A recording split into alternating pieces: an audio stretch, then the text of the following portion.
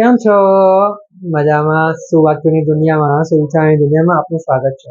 મારા મિત્રો, એવું કહેવાય છે કે પ્રેરણા શોધવી અને પ્રેરણાત્મક બનવું બંને વચ્ચે ખૂબ મોટો ફરક છે. આવી જ કોઈ વાતને સુવિચાર તરીકે મેં લખ્યો છે. મેં લખ્યું છે કે પ્રેરણા તે અસ્થાયી છે, પરંતુ પ્રેરણાત્મક બનવું તે સ્થાયી છે.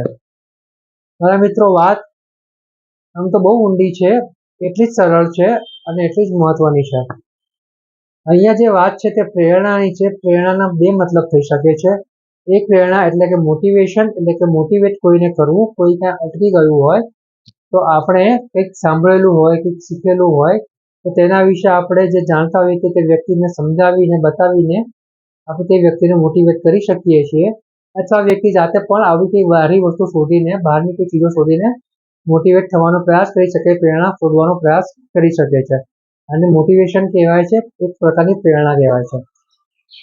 અને અહીંયા જે ઇન્સ્પિરેશન, જે પ્રેરણાત્મકની વાત છે તે એવી છે કે વ્યક્તિ પોતે જે કંઈ વાંચે છે, જે કંઈ સમજે છે, જે કંઈ સકારાત્મક વસ્તુઓ જુએ છે તેની ઉપર અમલ કરવાનો પ્રયાસ કરે છે, તે કરવાનો નિર્ણય કરે છે અને તે કામમાં આગળ વધે છે. અને આગળ વધતા વધતા તે ચોક્કસ જ કોઈકના માટે પ્રેરણાત્મક બની જાય છે. સૌથી પહેલા તે પોતાના માટે જ પ્રેરણાત્મક બને છે અને ધીરે ધીરે તે લોકો માટે પણ પ્રેરણાત્મક બનતું જાય છે.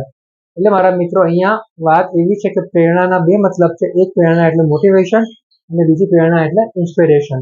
તો આપણું હંમેશા ફોકસ, હંમેશા આપણું ધ્યાન ઇન્સ્પિરેશન ઉપર જ હોવું જોઈએ. આપણે આપણા એવા કામ સારા અને સાચા રીતે, સારા અને સાચી રીતે સારા લક્ષ્યો સુધી પહોંચીએ, સંતોષપૂર્વક પહોંચીએ તો ચોક્કસ જ આપણે કોકને પ્રેરણા પૂરી પાડી શકીએ છીએ. કારણ કે આપણે તે કરેલું છે, આપણે ફક્ત વાંચેલું નથી, સમજેલું નથી, આપણે તેની પર કામ કરેલું છે. જ્યારે આપણે કોઈ વસ્તુ પર કામ કરીએ છીએ, સફળતા મેળવીએ, સંતોષપૂર્વક આગળ વધીએ છીએ, ત્યારે ચોક્કસ જ આપણે આપણી પોતાની જાત માટે પ્રેરણાત્મક બનીએ છીએ, સાથે સાથે અન્ય લોકોને પણ પ્રેરણાત્મક બનીને સારું અને સાચું આપી શકીએ છીએ, આપણું કન્ટ્રીબ્યુશન આપી શકીએ છીએ, યોગદાન આપી શકીએ છીએ. તો બસ મારા મિત્રો, આપણે આજે મોટિવેશન અને ઇન્સ્પિરેશન એટલે કે બંનેનો મતલબ પ્રેરણા જ થાય છે, તે બંને વચ્ચેનો ફરક સમજીએ અને હંમેશા એવો પ્રયાસ કરીએ કે મોટિવેશન કે જે ટેમ્પરરી છે તેને કામ ચલાઉ તરીકે વાપરીને, યુઝ કરીને ઇન્સ્પિરેશન કેવી રીતે બની શકાય, કારની ધોરણે તેનો ઉકેલ કેવી રીતે લાવી શકાય તેની ઉપર આપણું ધ્યાન હોવું જોઈએ, તેની ઉપર આપણું ફોકસ હોવું જોઈએ, તેની ઉપર આપણે કામ કરવું જોઈએ.